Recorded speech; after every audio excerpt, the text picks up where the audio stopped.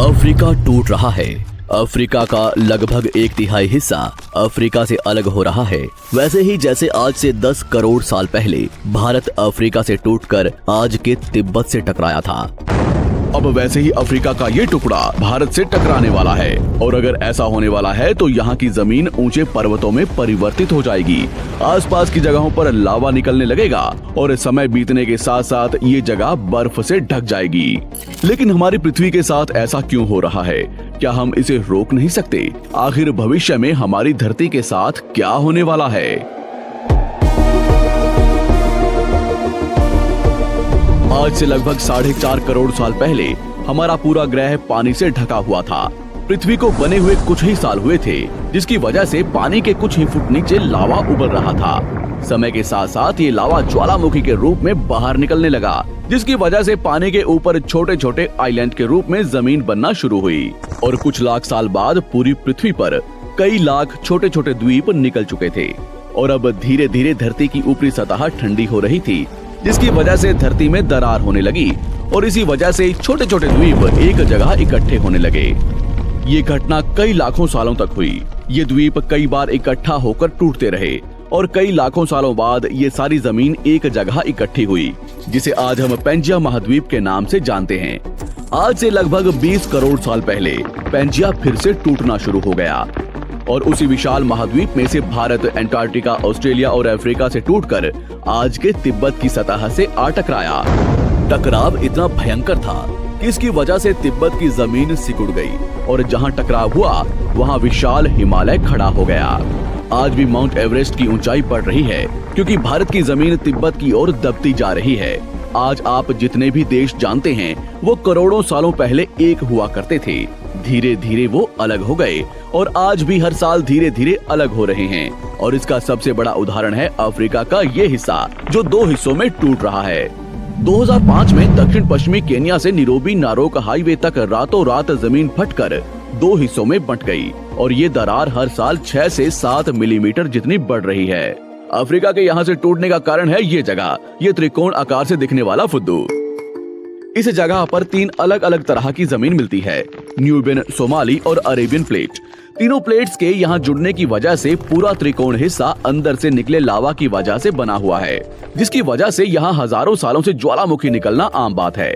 यहाँ रहने वाले लोग इस जगह को अपने रहने का ठिकाना मानते हैं, जिस जगह का खुद का ठिकाना नहीं है कि भविष्य में ये रहेगा कि नहीं, क्योंकि ज्वालामुखी से इस तरह का निर्माण होने और हजारों सालों से ज्वालामुखी निकलने की वजह से यहाँ की जमीन पतली और खोखली है।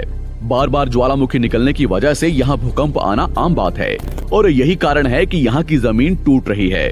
भविष्य में दरार बढ़ने पर यहाँ पानी भरने लगेगा और ये पूरा हिस्सा पानी से भर जाएगा और इसकी वजह से अफ्रीका के टूटने की गति बढ़ जाएगी, जिसकी चेतावनी यहाँ खोज करने वाले भूवैज्ञानिक यहाँ स्थित देशों की सरकारों को दे चुके हैं। इससे हमारी पृथ्वी को ये खतरा है कि दरार बढ़ने से ज्वालामुखी और विषैली गैसें निकलेंगी।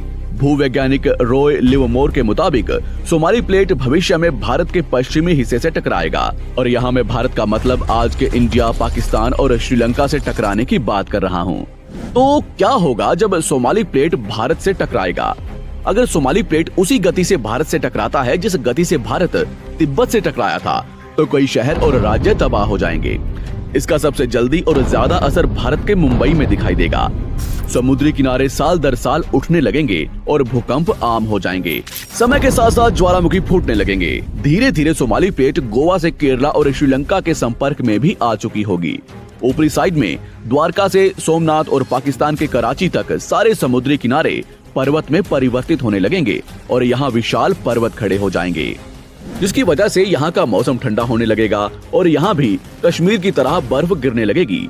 बर्फ पिघलने की वजह से आसपास कई सारी नदियां निकलने लगेंगी और आसपास के हिस्से घने जंगलों में परिवर्तित होने लगेंगे। टकराव की वजह से साउथ इंडिया टेढ़ा हो जाएगा। उस वक्त तक आज के नेपाल और भूटान का बहुत बड़ा हिस्सा हिमालय में जा चुका होगा। इस वक्त तक सिर्फ भारत ही नहीं, पूरी दुनिया बदल चुकी होगी।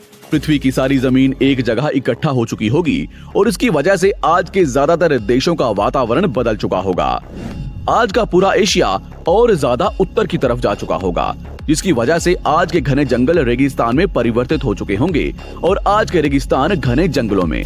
तो इस वीडियो को देखकर दुबई और सऊदी अरब में रहने वाले लोग नाचना शुरू ना करें, क्योंकि अगर पृथ्वी का भविष्य में ऐसा होता भी है तो अफ्रीका के भारत से टकराने और पूरी पृथ्वी की जमीन एक जगह इकट्ठा होने में बहुत साल लगेंगे।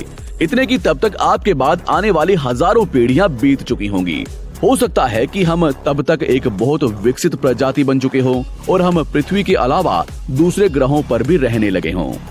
अफ्रीका के टूटने और भारत से टकराने की थ्योरी रॉय लिवमोर ने 1990 में दी थी, जिसके बाद कई दूसरे भूवैज्ञानिकों ने दूसरी थ्योरी भी बनाई है, जिसके मुताबिक सोमाली प्लेट भारत से नहीं टकराएगी।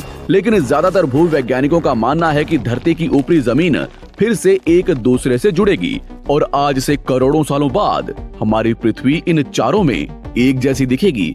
लेकिन क्या हम इंसान इसे देखने के लिए जिंदा रहेंगे, या क्या भविष्य की धरती पर जीवन पनप या विकसित हो पाएगा? यही एक बहुत बड़ा सवाल है जिसका जवाब हम इंसानों को मिलकर देना है।